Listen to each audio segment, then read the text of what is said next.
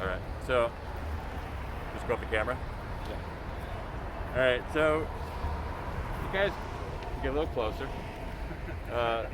So this is report number 5. This is like the day after the first report. So in this report, there's 1,035 new votes that came in since the report number 4 from last night. And the reason for that, for those who don't know, is that we stopped processing vote-by-mail ballots at 3 p.m. on Monday. And the reason we did that was to facilitate in-person voting at the polling places. So since everyone got a ballot in the mail, but not everyone wanted a ballot in the mail, some people still wanted to go to the polling place and cast their ballot in person, have it go through the tabulator.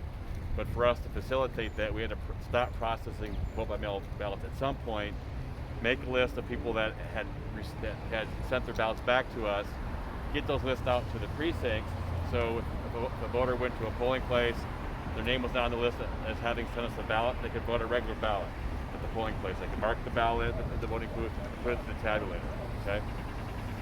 So that means we're about a day behind where we normally are as far as processing vote-by-mail ballots is concerned.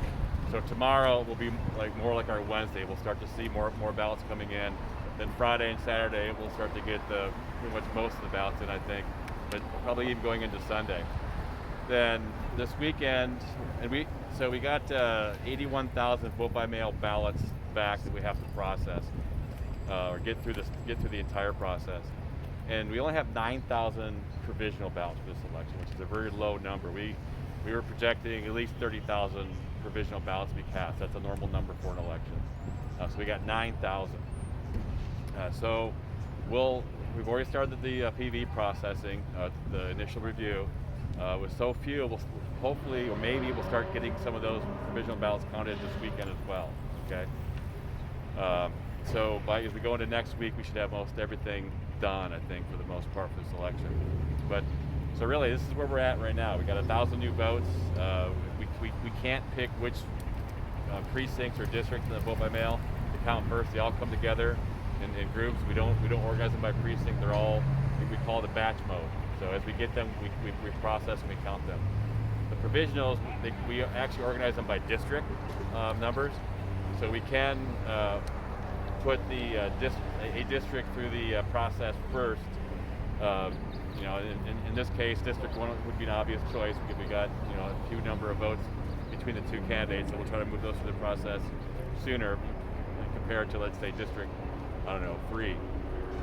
And that's where we are. So we're going to work until 10 o'clock tonight. We'll be in the Bill Graham Auditorium. That's where most of the action is going to be as far as ballot processing. We are doing a review of provisional ballots in City Hall until 8 o'clock tonight. It's taking place in North Lake Court, then also in our office. And then tomorrow, I think, will be more or less 8 to 8. And then the same thing on Friday, 8 to 8, both Bill Graham and City Hall. If the schedule changes, it'll be in my press release. So we did issue a press release just to get out before I came out here. So I'll indicate the hours that we're working. And then the next step, really, once we get done processing ballots, is the 1% manual tally. And that's where we select precincts randomly. They equal 1% of the votes cast in San Francisco. We do a hand count. And then we compare those hand counts to the machine counts to show that the system was tabulating accurately.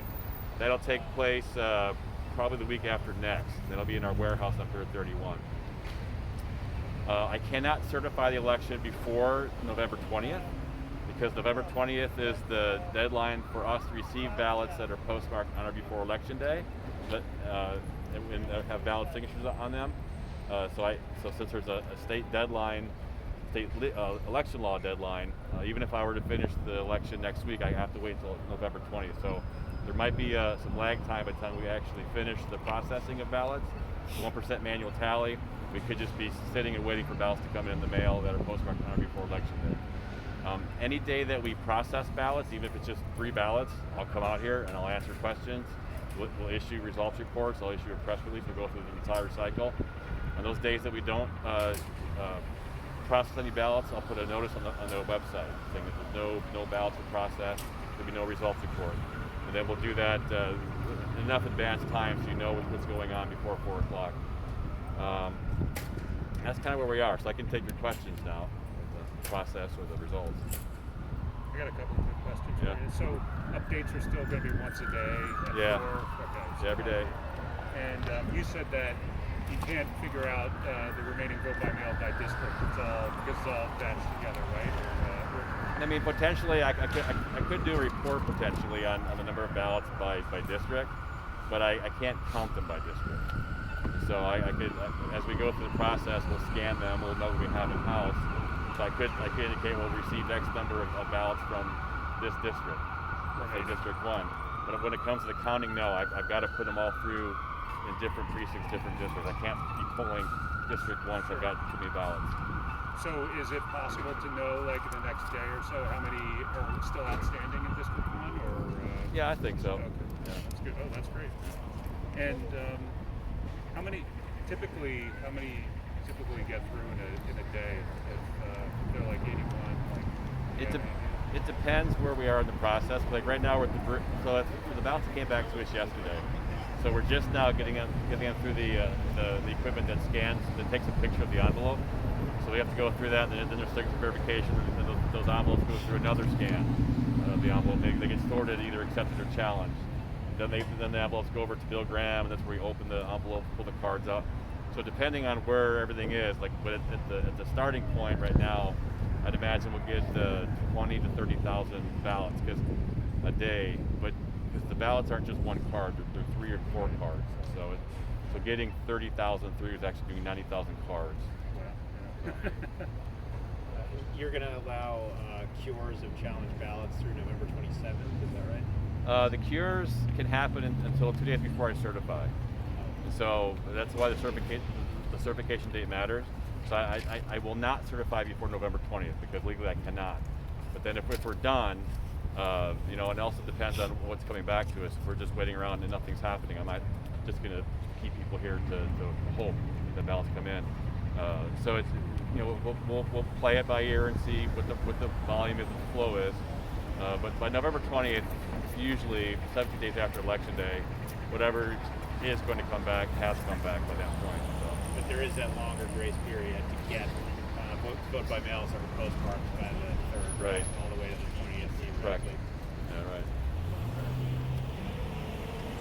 Are you seeing a higher rate of challenges due to the volume of vote by mails? No, it's not really. I think it was like 500 or something. I looked a couple of days ago. It's not real high as far as for signatures. Yeah. No, it's not. I mean, it's not any higher this election than any other election. It actually seems kind of low. Well, we'd obviously love to know the P1 remaining, but you guys are doing a great job. Thank you very much. Thank you. The PVs. I mean, and the numbers we have now are just raw counts. I mean, they're basically looking at trays with ballots in them, and then saying, well, there's 200 ballots per tray on average, and just giving a rough number. So as we go through the scanning process, we'll get hard numbers. Same thing with the PVs. It was just a visual count, the raw count. As we go through the actual processing and of each individual envelope, we'll get hard counts for these envelopes as well, and we can break that down by district. So I don't know if I can do it tomorrow. Yeah. Maybe I'll try. I can focus. I mean, obviously one's the closest race we have right now in the city, so we'll focus on one as much as we can and get that information out. So. Are you release any stats on numbers of ballot recreates, like recreates that were actually? No, we don't. We don't really. We don't know. We don't put any numbers out about that. I don't know if we. I'll look, because it's different now with this system than before. Because now it's a digital process for the most part. But if I can get you, if you want District 1, I take it. Yeah, if we can, I'll try. Okay. Yeah, it's got the touch screen system now to fix the recreate. Right. But and with that said, so the system does track every touching of the ballot that occurs. So it's not.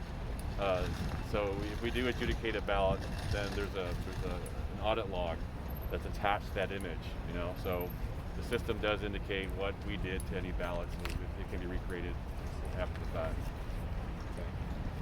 So I know today it's a bit of a letdown because we don't have big numbers, but just you got to go through the process. And so tomorrow we'll have more, and then Friday probably more, and Saturday will probably be like the tipping point as far as numbers will start to be going down pretty quickly. So. Thank you very much. All right, guys. Yeah, thank you. Thanks, John. All right, take care.